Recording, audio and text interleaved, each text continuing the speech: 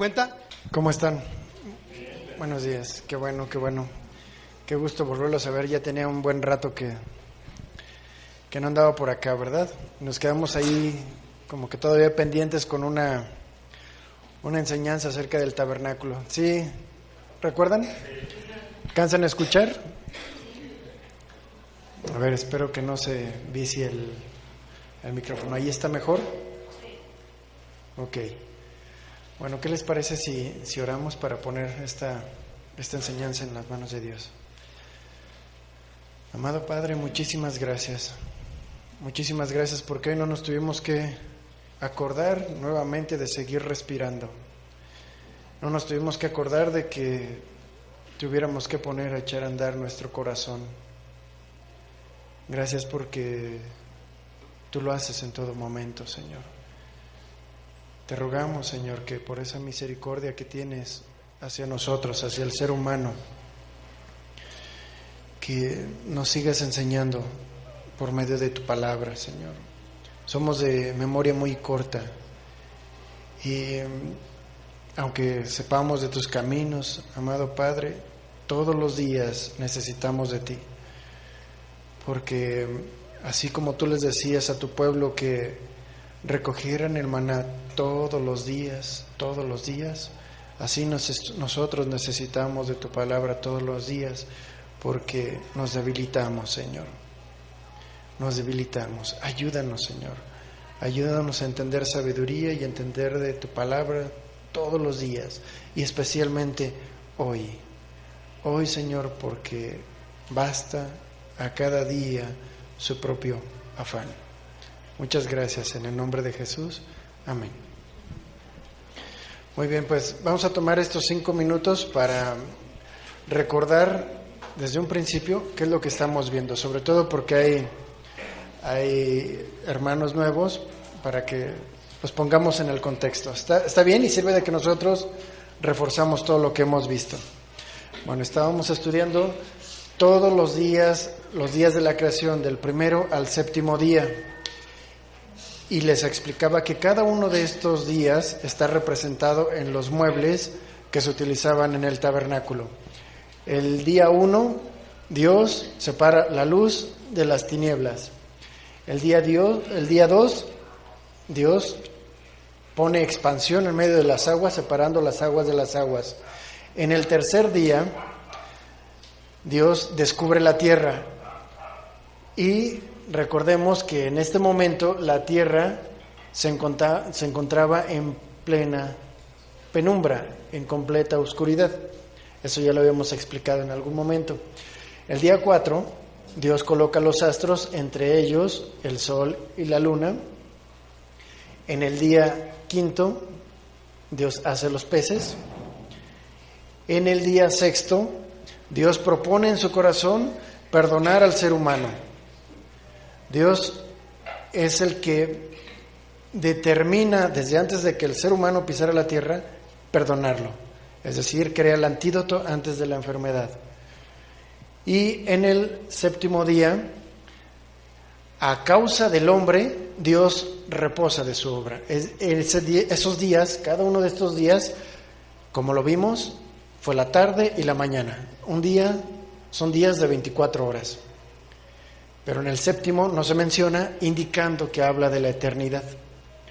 Y de ahí en adelante, un día Dios forma a Adán del polvo de la tierra, y a Eva también. Después los expulsa del paraíso y llegamos hasta nuestros días, y desde el primer día hasta este momento la tierra no ha dejado de girar. Así que han pasado seguramente muchísimos años, pero desde que el hombre fue formado hasta la fecha hay alrededor de 6,000 años. Siguiente, por favor.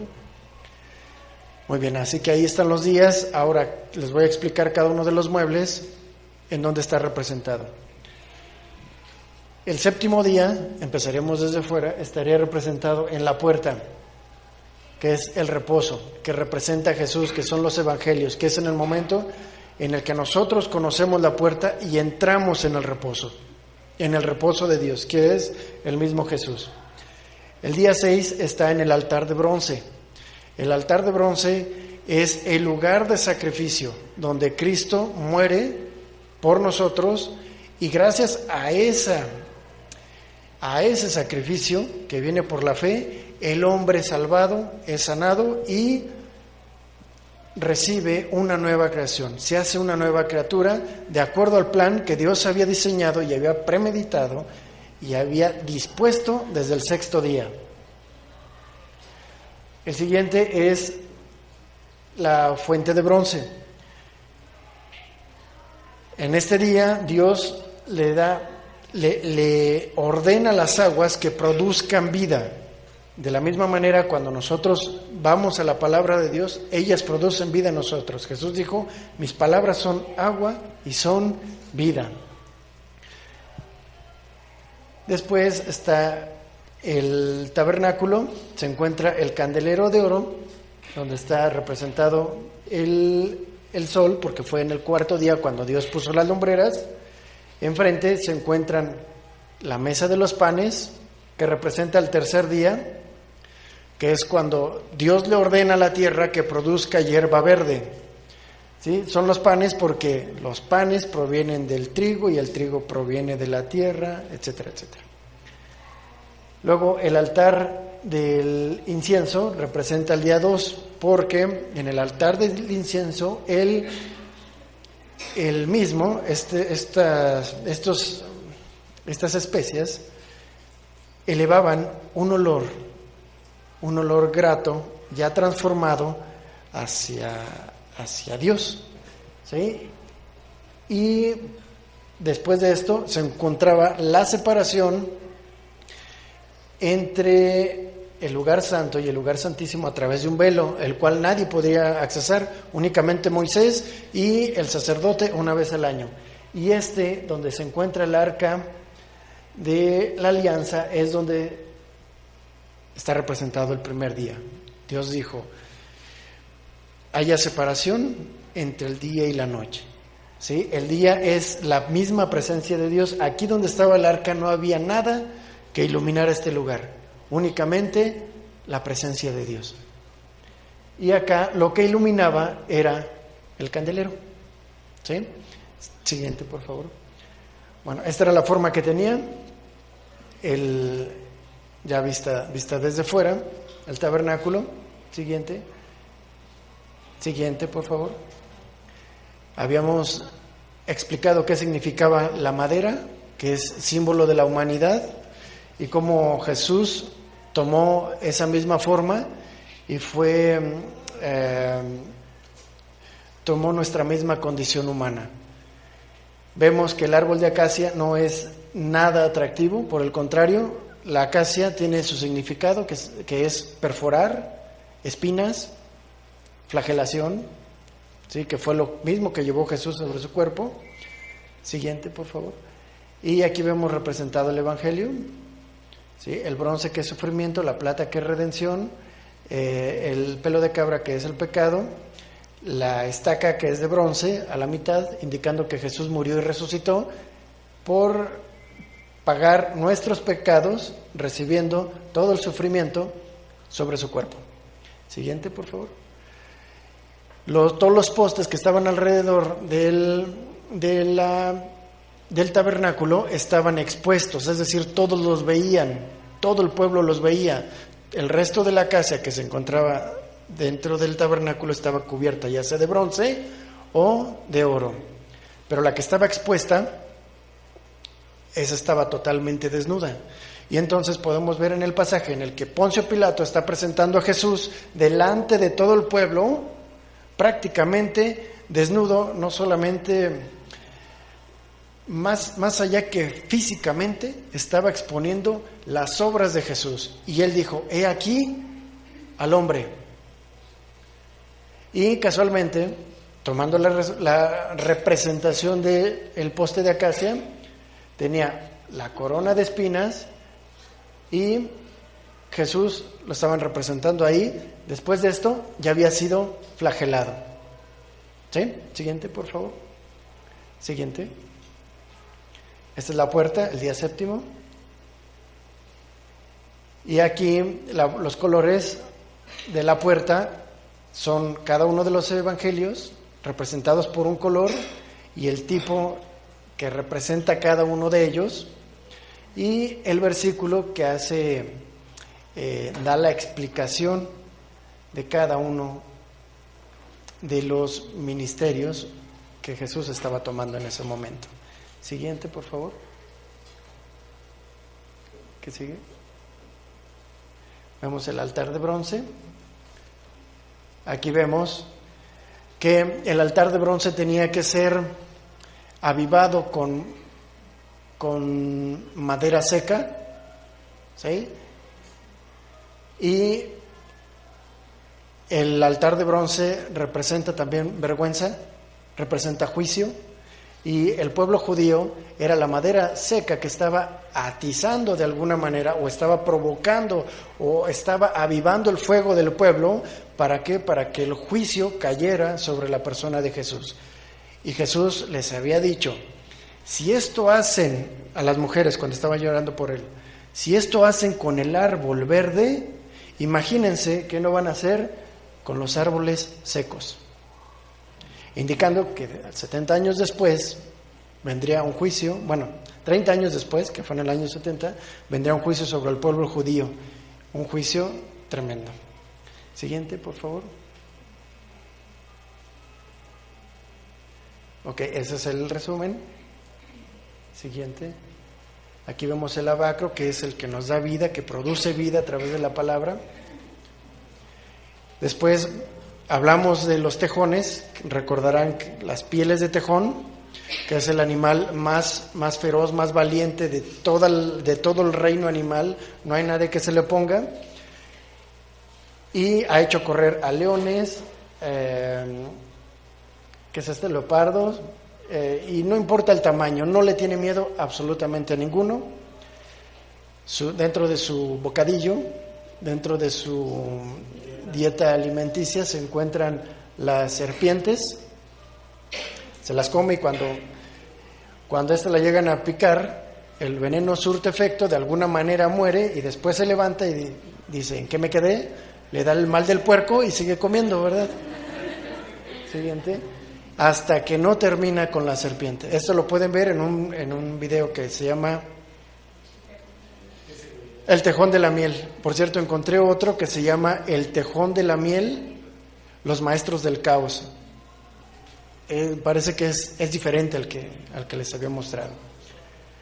Pero para hacerse inmune al veneno, se entrena desde pequeño comiendo escorpiones. ¿Sí? Entonces, serpientes y escorpiones, ¿les suena algo parecido a lo que dice Jesús? ¿Sí? Siguiente, por favor. Pero bueno, la miel es su deleite, es su delirio, nada lo puede detener. Cuando quiere miel, simplemente cierra sus orejas, se tapan, y no importa las picaduras que reciba, él simplemente se deleita. Indicándonos aquí pues que tenemos que hacer también exactamente lo mismo, buscar la presencia del Señor, buscar la miel de su palabra, y muchas veces tenemos que cerrar los oídos, no tanto a las ovejas, sino a las abejas que a veces se nos llegan a presentar, ¿no? Y bueno, seguirse deleitando. Digo, no va a pasar nada, es temporal, recordemos todo lo que pasamos aquí.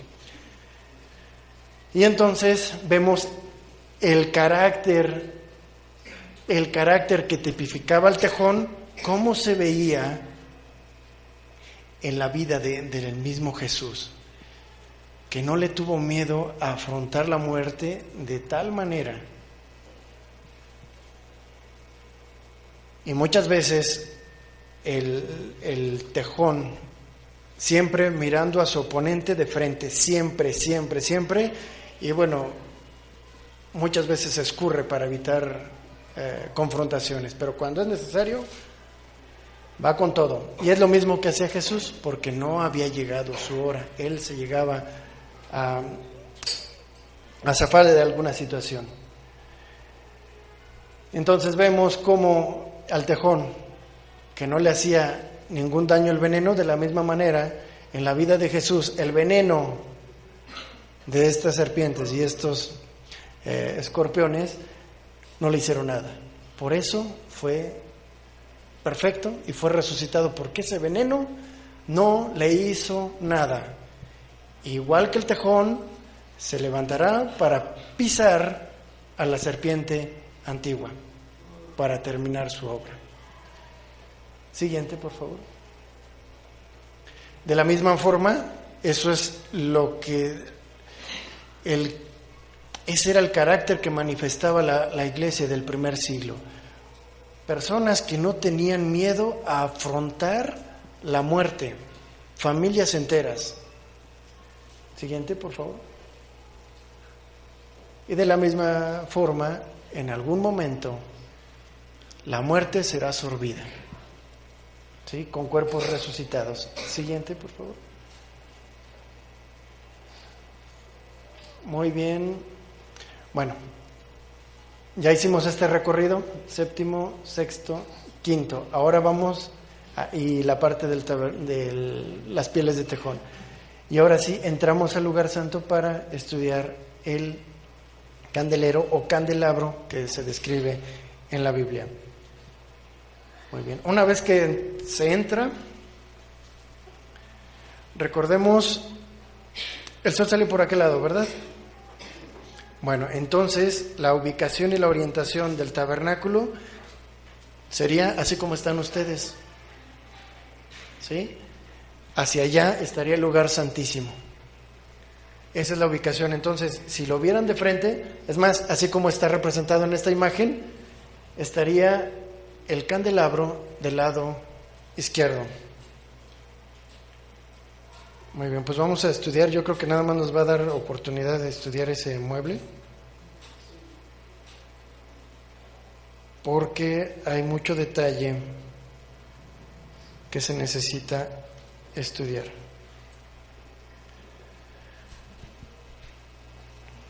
Bueno, el tabernáculo de reunión estaba cubierto por telas, pieles muy, muy gruesas, y estas impedían que en el lugar santo entrara cualquier rayo de sol.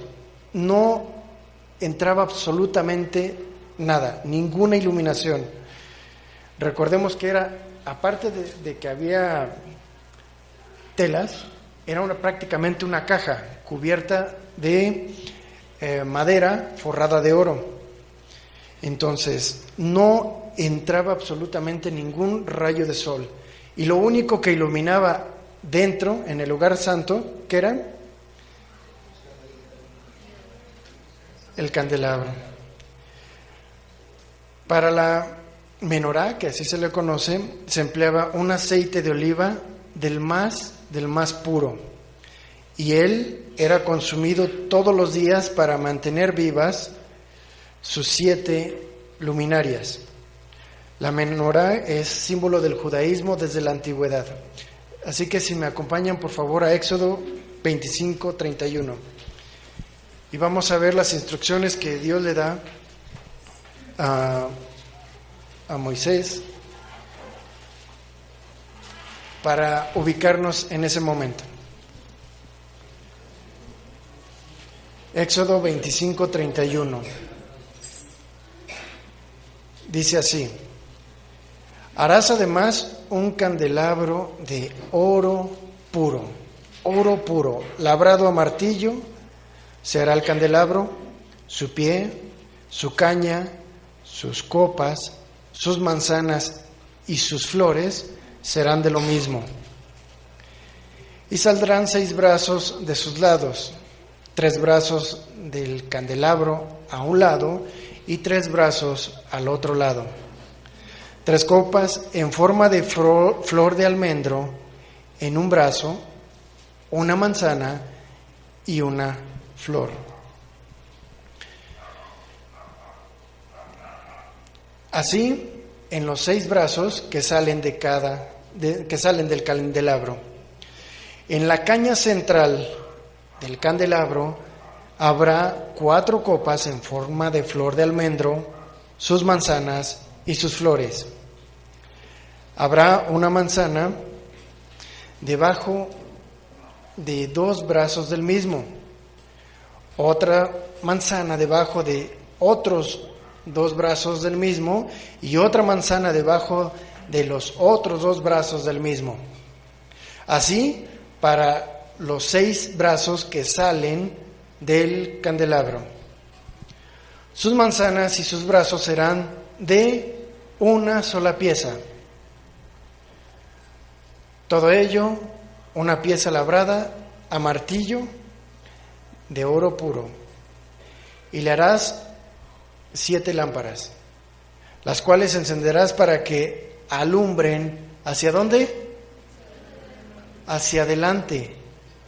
Esto es algo importante, hacia adelante. También sus despabiladeras y sus platillos de oro puro. Luego dice, de 1 talento de oro fino lo harás con todos sus utensilios. Ahora fíjense lo que les dice, mira y hazlos conforme al modelo que te ha sido mostrado en el monte. Entonces aquí vemos que no nada más le da las indicaciones, sino que le hace memoria de dónde había visto ese candelabro. Ahora, esta es una pregunta, ¿de dónde imaginas que se obtendría el fuego para mantenerlo encendido? Por lo menos la primera vez. Por lo menos la primera vez tendría que venir del fuego, del único lugar donde había fuego, que sería del altar de bronce. El candelabro pesaba alrededor de 34 kilos de oro puro. 34 kilos de oro puro. Y esta es la imagen del que se encuentra preparado en Israel, esperando a que el templo se vuelva a levantar.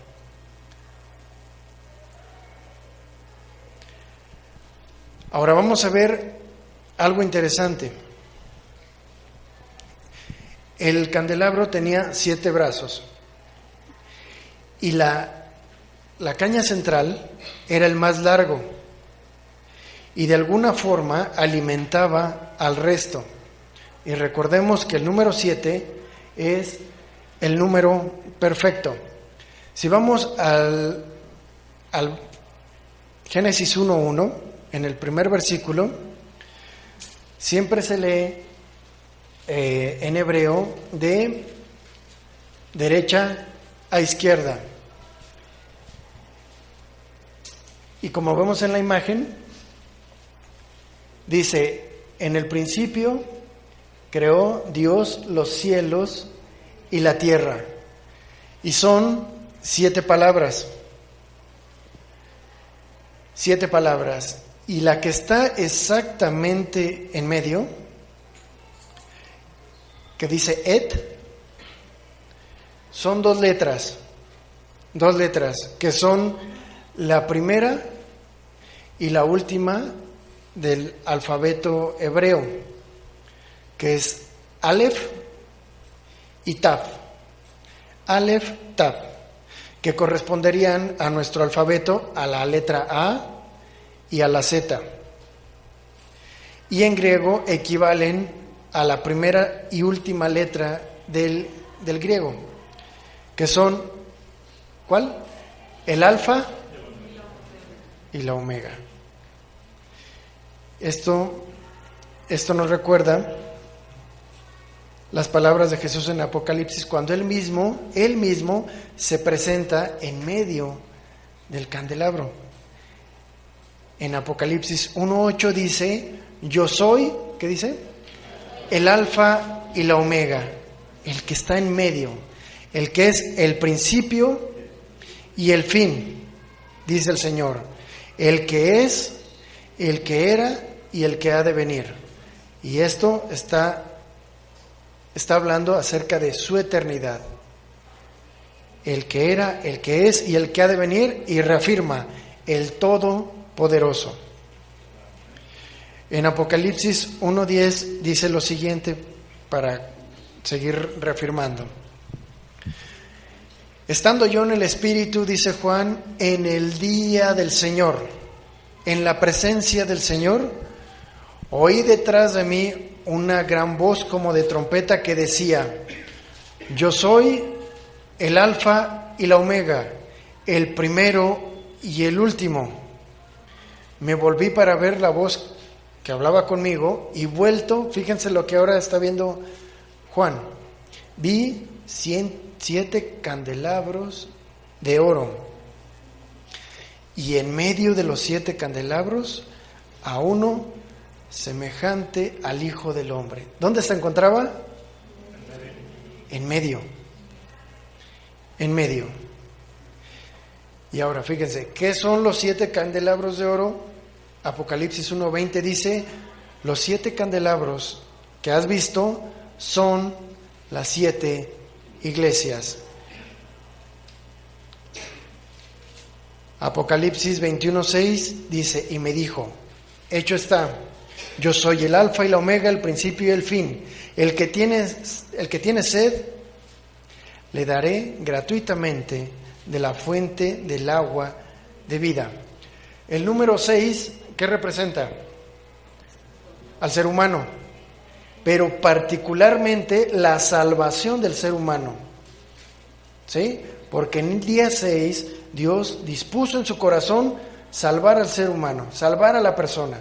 ¿Cómo? A través del sacrificio de Cristo. Es decir, cuando una persona acepta el sacrificio que Dios hizo en el 6º día, o predispuso en el 6º día, nos unimos a Él, a Cristo, al hombre perfecto, a Dios mismo, y Él nos da de su naturaleza. Y fíjense lo que dice aquí, al que tiene sed, al que está seco, al que no tiene la vida, venga, únase a mí y yo le daré de la fuente del agua de vida. Cuando una rama es cortada, ya está destinada a morir, ¿sí o no? Pero ¿qué creen? Se puede injertar en otro árbol. Y de ese árbol al que es injertado, puede absorber la savia, los nutrientes y el agua que necesita para que pueda seguir viviendo, ¿sí o no? De la misma forma. Y Jesús, recordemos lo que dijo Jesús, separados de mí, nada podéis hacer. Así que espiritualmente eso es lo que representa los 6 brazos, 3 de cada lado, representa al creyente, al discípulo o a la iglesia. Recordemos también que dijo Jesús, que Jesús es la luz del mundo. Y también le dijo a sus discípulos que no podemos hacer nada separados de Él, y les dijo también que ellos serían la luz del mundo. Vamos a ver algo más acerca de la forma del candelabro. En el Éxodo 25:31 dice, harás un candelabro de oro puro, labrado a martillo. Será el candelabro, su pie, su caña, sus copas, sus manzanas, sus flores serán de lo mismo. La palabra manzana nos hace pensar en la fruta, ¿verdad? Pero bueno, no es así.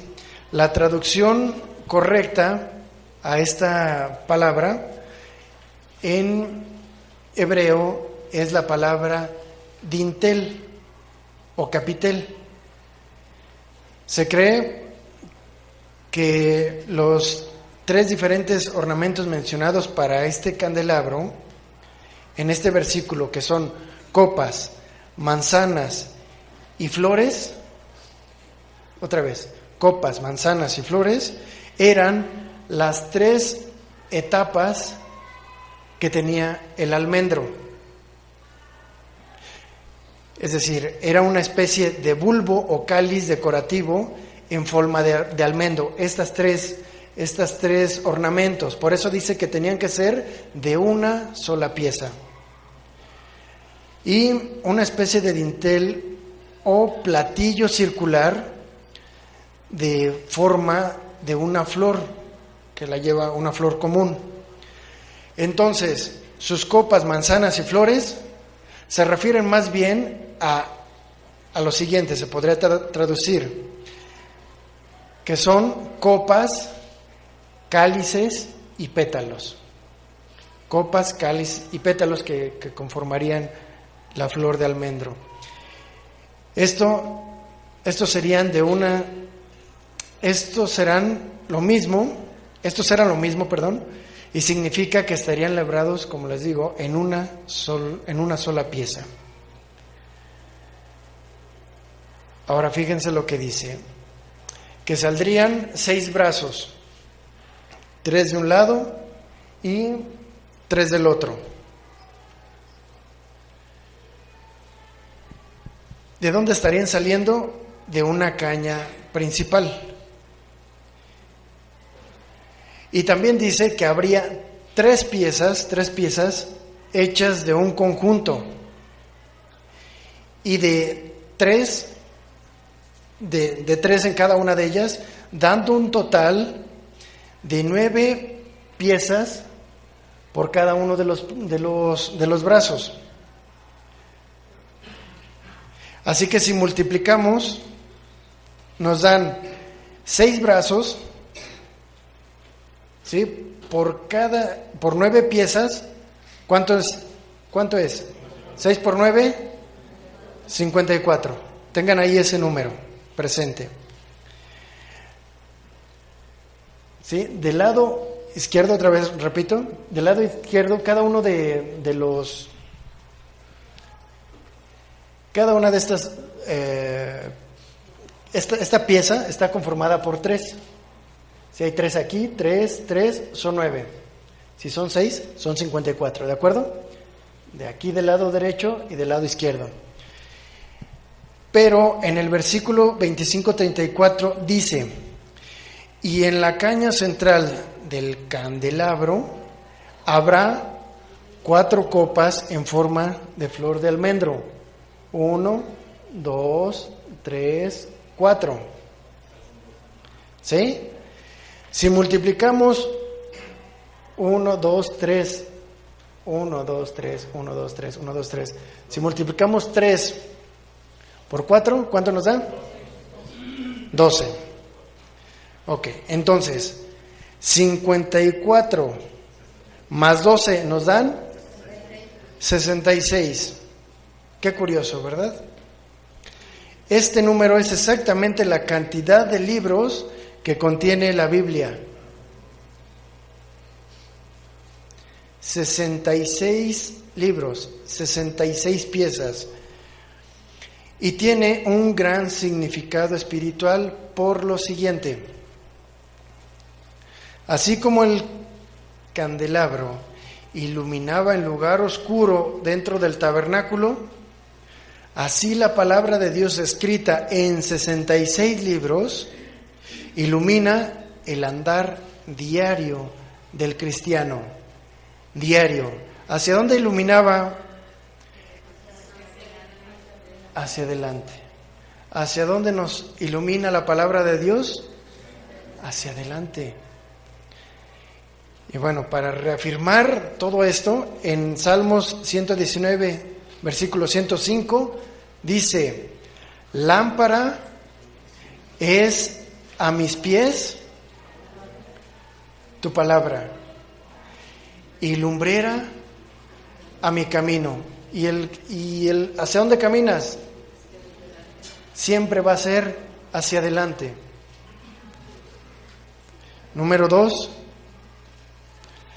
así como el candelabro fue modelado a martillo, así Cristo fue puesto en la cruz con esta misma herramienta, con un martillo, con un mazo. Y fíjense, casualmente teniendo esta posición, con los brazos levantados. ¿Sí? Ok. Bueno, número 3. Así como en lugar oscuro alumbraba el candelabro, así Jesús, mientras colgaba en la cruz durante 3 horas, en las que había tinieblas, como lo menciona la Biblia, hubo tinieblas por 3 horas, así de su boca salían palabras como: perdónalos, porque no saben lo que hacen, mientras su vida se estaba extinguiendo. Pero veamos cómo se identifica a Jesús como la caña central del candelabro, haciendo incluso referencias a través del escrito de Isaías. En Mateo 12:20, por favor.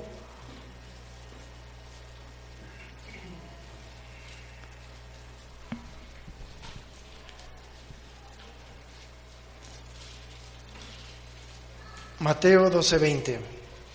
Vamos a ver aquí cómo Jesús se presenta, se revela como la caña central del candelabro que alimenta el resto de los brazos. Dice la caña, ¿observan? La caña, ¿y qué palabra utiliza? Cascada. ¿Saben qué significa en griego esa palabra? Y en hebreo significa despedazada. Cristo fue despedazado. Dice, la caña cascada, la caña despedazada no quebrará. De la misma manera en que Cristo no fue quebrado ni uno solo de sus huesos. Y luego dice, y el pabilo que humea no se apagará hasta que haga triunfar el juicio. En su nombre esperarán los gentiles, es decir, nosotros. Ahora, cuando ustedes, es que me trae la memoria cuando han celebrado cumpleaños, lo último que queda después de que le soplas a la velita, ¿qué es lo que surge? Un humo. Es lo último que queda del fuego. Y fíjense lo que dice, el pabilo que humea no apagará.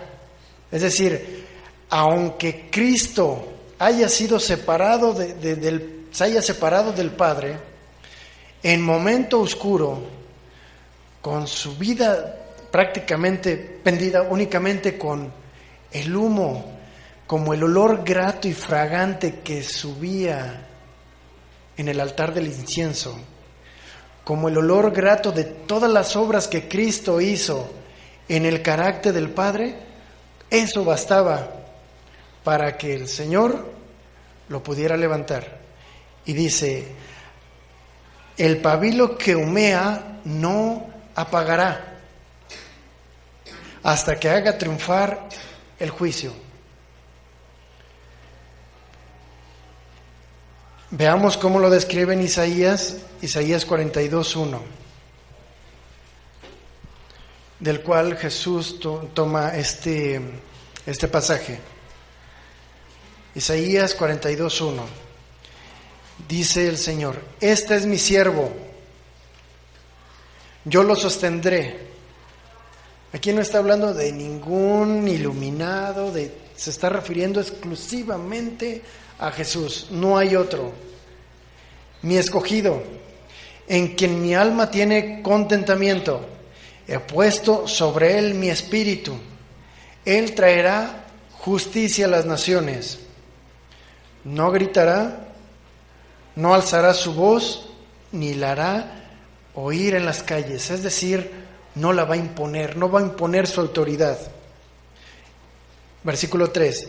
No quebrará la caña cascada, la caña partida a pedazos, ni apagará el pabilo que se extingue. Por medio de la verdad traerá justicia. Es decir, aún en el momento de mayor debilidad de Cristo y en plena obscuridad, siempre Jesús buscó la justicia de Dios. A pesar de que el padre se había separado, el hijo fue a buscarlo y pedía y clamaba: ¿por qué te has apartado de mí, Señor? ¿Por qué me has desamparado? Pero dice también: en tus manos encomiendo mi espíritu. Y la palabra encomendar es un término militar que significa pase de revista, que significa examíname. A pesar de estar en plena soledad, en plena angustia y en esta situación, mi corazón sigue estando y mi espíritu sigue estando como cuando salió de parte tuya, puro, íntegro, sin resentimientos y sin veneno. Júzgame, Señor. Eso es lo que le está diciendo el Hijo al Padre. Número 4. ¿Qué significa? Esto es lo que significa la palabra almendro en la Biblia. La misma Biblia nos responde en Jeremías 1:11. Dice lo siguiente. Jeremías 1:11. Palabra de Jehová vino a mí, diciendo: ¿qué ves tú, Jeremías? Yo respondí: veo una vara de almendro. Veo una vara de almendro. Y me dijo Jehová: bien has visto. Y esto es lo que significa: porque yo vigilo sobre mi palabra para ponerla por obra. Eso es lo que significa. Y en Jeremías, en otra versión, se traduce de la siguiente manera: y me dijo Jehová: bien has visto, porque yo apresuro mi palabra para ponerla por obra. Eso es lo que significa el almendro, apresurar. Bueno, ¿por qué? Porque resulta que después, inmediatamente después de que termina el invierno, el primer árbol que empieza a retoñar es el almendro. Digamos que el almendro es el primero en que se apresura a ver los retoños. Número 5. El candelabro representa la palabra de Dios, pero es necesario que exista el aceite. ¿Sí o no? Porque de nada serviría tener el puro candelabro si no hay luz. Pero para que haya luz necesitamos del aceite que se tenía que colocar todos los días. El sacerdote tenía que hacerlo todos los días, por la mañana y por la tarde. Eso significa que la revelación, la iluminación de todos los días, no funcionará si el Espíritu Santo no derrama su misericordia, el aceite de su revelación en nuestras vidas. Solo así puede tener sentido el escudriñar la palabra de Dios. Solamente así. Solamente que el Espíritu venga y nos convenza, nos enseñe, nos instruya con el fin de ponerlo por obra. Así como el fuego para encender el candelabro fue del altar de bronce, ¿sí? Recordamos que ese es el juicio que representa el sacrificio de Cristo. Así el Espíritu Santo no tomará otra cosa o revelará un significado diferente a lo que ya está profetizado y cumplido y hecho por Cristo, y lo que está escrito en la palabra de Dios. Es decir, no puedo tener otra revelación. Dios no tomará de ningún otro lado más que del carácter y de la vida de Cristo el Espíritu Santo para podernos revelar. Por ejemplo,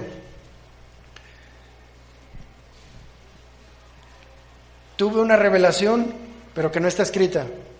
Dúdalo que venga de parte del Espíritu Santo.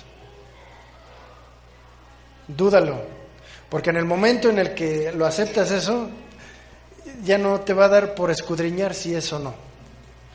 De hecho, la palabra de Dios está hecha para confirmar, porque toda la palabra ya fue revelada. Y recordemos que el Espíritu Santo no tomará de ningún otro lado. Y esto nos lo dice Jesús, no es porque yo lo esté diciendo. Pero cuando venga el Espíritu de verdad, Él os guiará a toda la verdad. Ahí está la revelación. Porque no hablará por su propia cuenta, ¿ven? Ni porque nosotros lo forcemos, sino que hablará todo lo que oye. ¿De parte de quién? Del Padre y del Hijo. Y os hará saber las cosas que habrán de venir. Ahí viene la revelación hacia lo que ahorita tenemos, que es la Biblia. ¿Sí? Entonces, lo único que tenemos que buscar es la confirmación de su palabra. Número 6.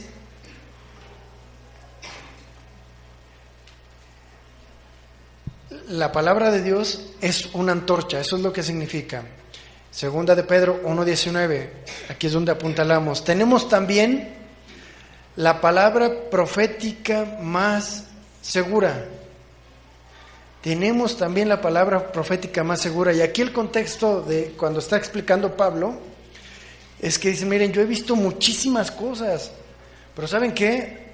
No, tenemos la palabra de Dios, a la cual hacéis bien en estar atentos como una antorcha que alumbra, ¿ven? En lugar oscuro, en lugar donde no hay respuestas, en lugar de la angustia, en lugar del dolor. Ahí es donde la palabra de Dios puede iluminarnos, puede darnos entendimiento, consuelo, hasta que el día amanezca y el lucero de la mañana salga en vuestros corazones.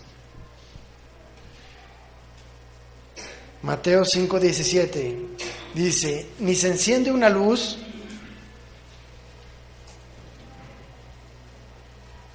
y se pone debajo de una vasija, sino sobre el candelero, para que alumbre a todos los que están en casa. Así alumbre vuestra luz delante de los hombres, para que vean vuestras buenas obras y glorifiquen a vuestro Padre que está en los cielos. Porque Dios en 2 Corintios 4:6 dice, porque Dios que mandó que de las tinieblas, ¿ven? Que de las tinieblas resplandeciera la luz, Él es el que resplandeció en nuestros corazones para la iluminación del conocimiento de la gloria de Dios en la faz de Jesucristo. ¿Quieres conocer la gloria de Dios? La faz de Jesucristo, el carácter de Jesucristo, la vida de Jesucristo. Primera de Juan 2:6 dice, el que dice que está en luz, aquí ya se va la parte práctica, y odia a su hermano. A ver, levante la mano, ¿quién odia a su hermano? ¿A su vecino? Bueno, aquí la Biblia dice que está en tinieblas. Bueno, primero hay que reconocer, ¿verdad? Ese es un gran paso. Yo odio a tal. Bueno, ¿sabes qué? Estás en tinieblas. Y si no te arrepientes, ¿qué crees? Tampoco vuestro Padre te va a perdonar. Pero el que ama a su hermano, el que perdona, permanece en luz. Y en él no hay tropiezo. ¿Por qué? Porque cuando estamos en la luz del Señor nos ayuda a ser prudentes para no hacer tropezar al que nos mira. Pero el que odia a su hermano está en tinieblas y anda en tinieblas y no sabe a dónde va, porque las tinieblas le han cegado los ojos. Primera de Juan 2:12 dice, os escribo a vosotros, hijitos, porque vuestros pecados han sido perdonados por su nombre. Ya ven, esto es para los hijos. Pero también dice, os escribo a vosotros, padres, porque conocéis al que es desde el principio. Os escribo a vosotros, jóvenes, porque habéis vencido al maligno. Muy bien, ahora, como hemos estado viendo, este mueble representa al sol. ¿Sí? Y creo que cada vez está más claro con la explicación que acabamos de dar, ¿verdad? Que ilumina en lugar oscuro, en medio de la oscuridad. De la misma forma, el sol alumbra sobre la tierra desde el cuarto día en que fue puesto. Y no solo él, sino que también la luna. La luna nos ilumina a través del reflejo del sol, porque la luna evidentemente no tiene luz propia. Ahora vamos a hablar un poco acerca de los números. El sol es más grande que la luna. Sí, nos queda claro, ¿verdad? Bueno, de hecho, es unas 400 veces más grande que la luna. 400 veces más grande que la luna. Recuerda muy bien esta cantidad, 400. Y esto lo menciona una página de enseñanza para los niños, una secular, se llama ESA Kids, por si quieren confirmar lo que les estoy diciendo. Esto que les voy a comentar no ocurre en ningún otro lugar del sistema solar, solamente aquí en la Tierra. Bueno, los eclipses solares son posibles, eso es lo que dice la página, porque la luna es 400 veces más pequeña que el sol. ¿Sí? 400 veces más pequeña que el sol. Pero el sol está 400 veces más lejos. ¿Sí? Así que esa diminuta luna queda justo en el lugar correcto para tapar con precisión el gigantesco sol, por esa proporción tan milimétrica. Así que nada más la luna, no ocurre en ningún otro lugar del universo más que aquí, por esa proporción. Así que no intentemos tapar el sol con un dedo, ¿verdad? ¿Entienden la analogía? Bueno, volviendo al Aleph y el Tab, que son las dos letras del hebreo, la primera y la última, pero en particular la letra Tab, que es la última. ¿Saben qué significa? Porque cada una de las letras del alfabeto tiene un significado. Por ejemplo, Aleph significa líder, significa padre. La segunda letra significa casa, pero la última letra significa señal. La última letra significa señal. Y todas las letras del alfabeto hebreo tienen un valor numérico. ¿Y cuál creen que es el valor numérico del Tab? 400. Así que vamos a juntar todas las piezas en un solo versículo para que se entienda. Dios, también incluye a Jesús. En Génesis 1:14, por favor.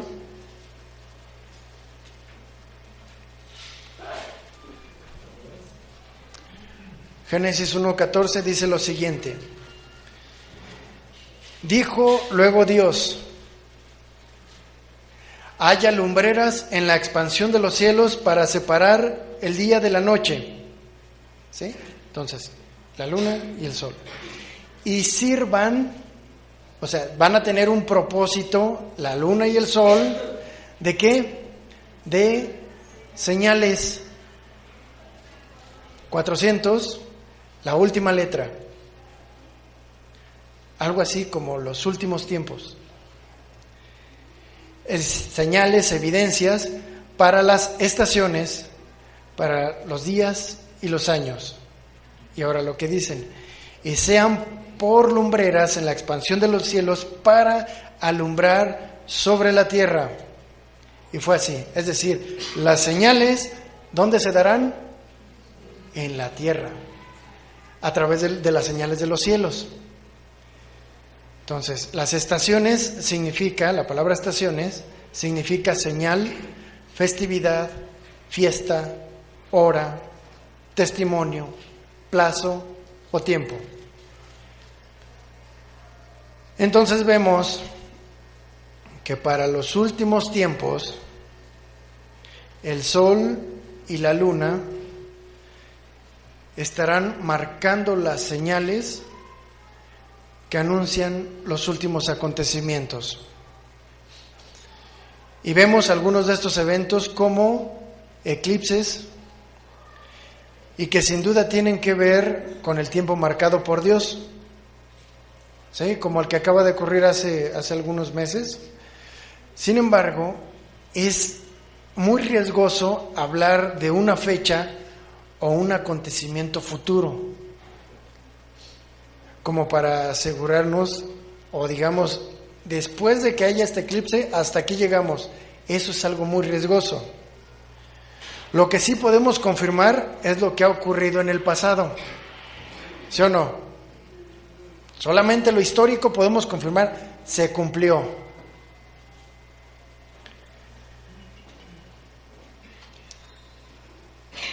Por ejemplo, en los tiempos en los que Jesús nacería. ¿Sí? Acuérdense que hubo estrellas, hubo una serie de alineaciones de planetas. ¿Para qué? Para que anunciaran que Jesús iba a venir.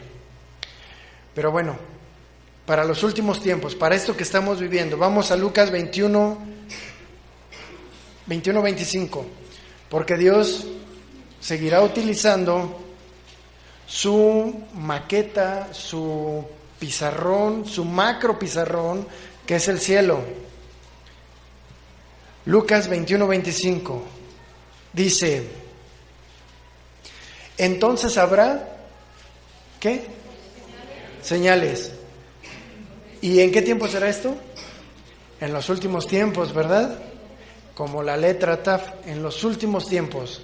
Señales en el sol, en la luna y en las estrellas. Y en la tierra, angustia de las gentes. Y la palabra gentes en griego significa gentiles. Es decir, gente que no, pues que no es judía, evidentemente. Y esto pues nos abarca las naciones. Dice, confundidas a causa del bramido del mar. Y esto, ¿verdad que se parece a los huracanes? Como los que acaban de azotar hace que uno tras otro,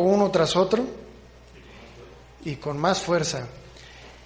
A causa del bramido de los mares, del mar y de las olas, seguramente refiriéndose a tsunamis.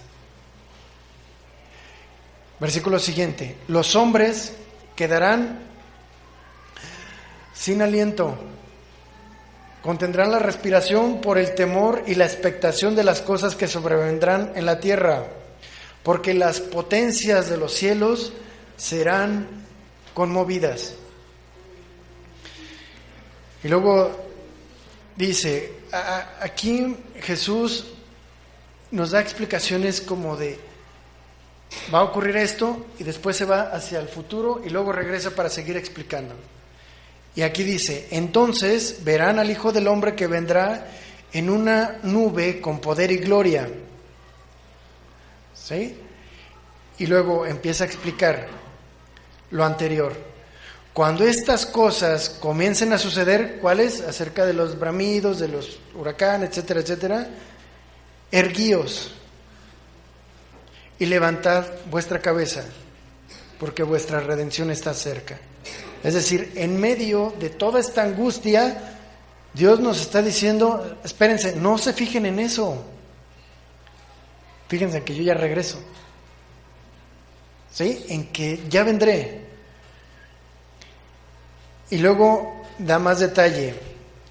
También les dijo, para poder explicar, o sea, para que pudieran estar atentos acerca de los acontecimientos que vendrían. Mirad, ¿la qué? La higuera. Y todos los árboles. Cuando veáis que ya brotan, ¿que brotan qué? La higuera y los árboles. Si ese es el contexto.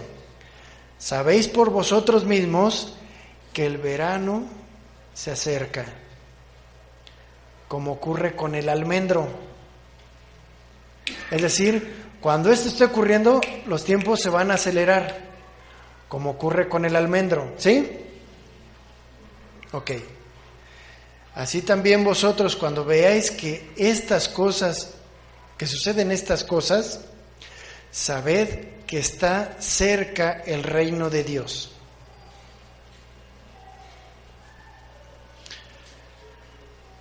Muy bien, aquí quiero explicar un poco más. La higuera, de acuerdo a la Biblia,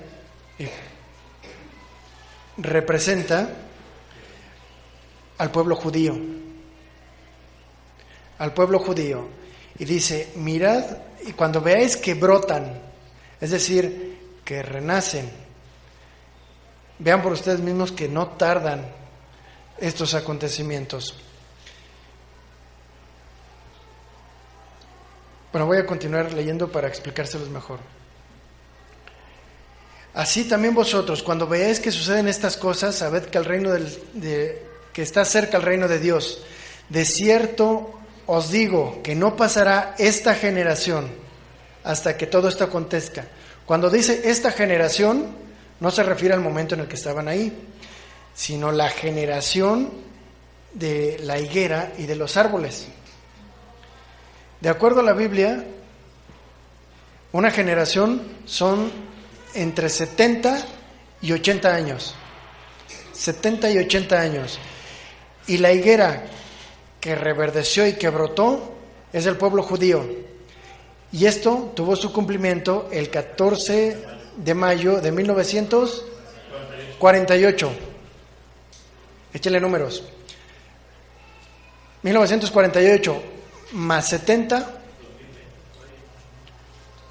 2018. No pasará esta generación hasta que todo esto acontezca. Es decir, lo que les decía, es muy riesgoso decirlo, pero digo, el Señor es muy exacto, muy exacto. Y puede ser que en el siguiente año, o en esto, es más, ya lo estamos viendo. O sea, ya lo estamos viendo con terremotos, huracanes y más cosas. Seguramente ocurrirá algo muy trascendente en estos años, pero puede ser en el siguiente año, en el 2018, o puede ser hasta el 2028, pero de que está cerca, está muy cerca.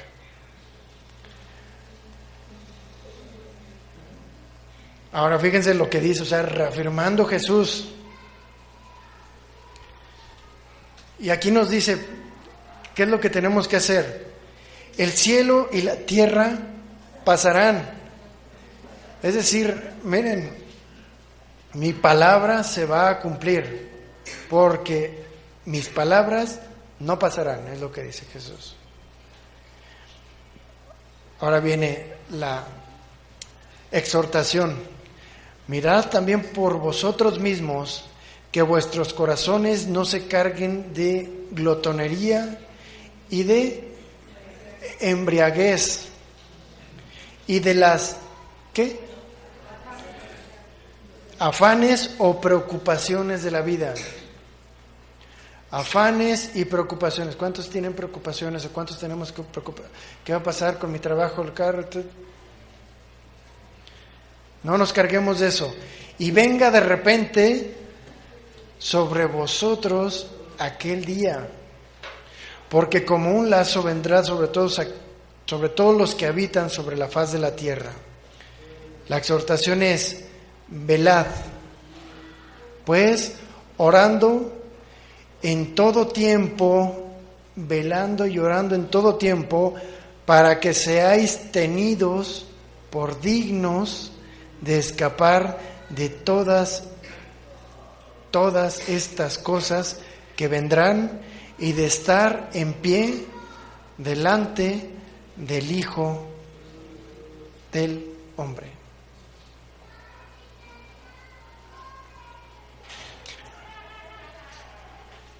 Sí está como para considerarlo, ¿verdad? Los cielos y la tierra pasarán, pero su palabra no pasará.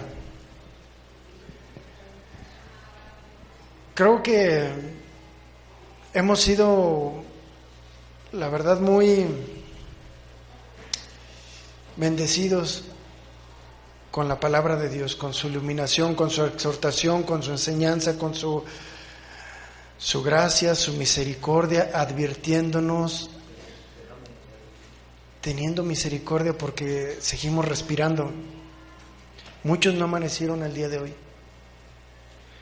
Y nosotros tenemos esa oportunidad de ponernos a cuentas con Dios, porque no sabemos, así como en unos cuantos segundos vino un terremoto y acabó con muchos, así nos puede agarrar desprevenidos. Entonces tenemos que estar a cuentas con Dios todos los días, porque no sabemos cuándo. No sabemos cuándo. Pero Él viene pronto. Su brazo sigue extendido. Y por más que esté herida su mano, siempre será muchísimo más fuerte que nosotros.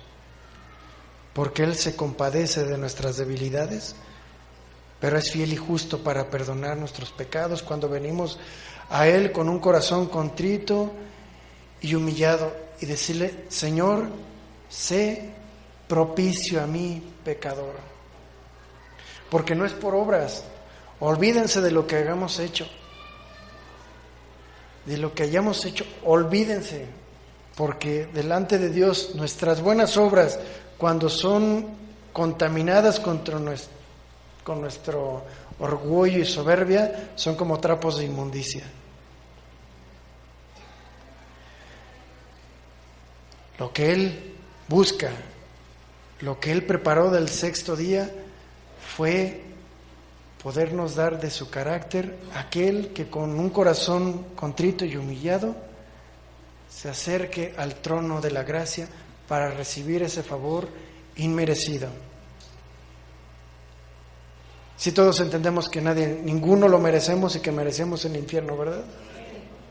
Pero por su gracia, su amor, misericordia, su carácter inigualable, su carácter impecable, inmarcesible. No hay nadie como Cristo, nadie. Y Él ha decidido darnos de su carácter cuando nosotros nos disponemos de todo nuestro corazón a recibirlo y poner por obra su palabra y sus mandamientos. Creo que el Señor nos ha iluminado, ¿verdad? Bueno, vamos a orar. Bendito Padre, amado Dios, nunca en toda la eternidad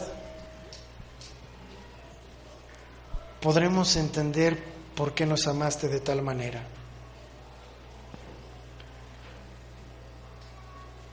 No podremos, Señor. Y nunca podremos llegar a amarte de tal forma como tú lo has hecho, porque tú nunca pecaste contra nosotros. No tenemos nada que ofrecerte, Señor, absolutamente nada. Queremos darte de lo que tú nos has dado, que es nuestra propia vida. Gracias, Señor.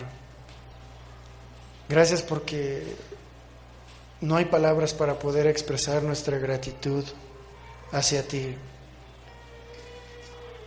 Porque tú ves el corazón más que cualquier otra cosa, más que fórmulas, mi Dios. Muchas gracias por haber tenido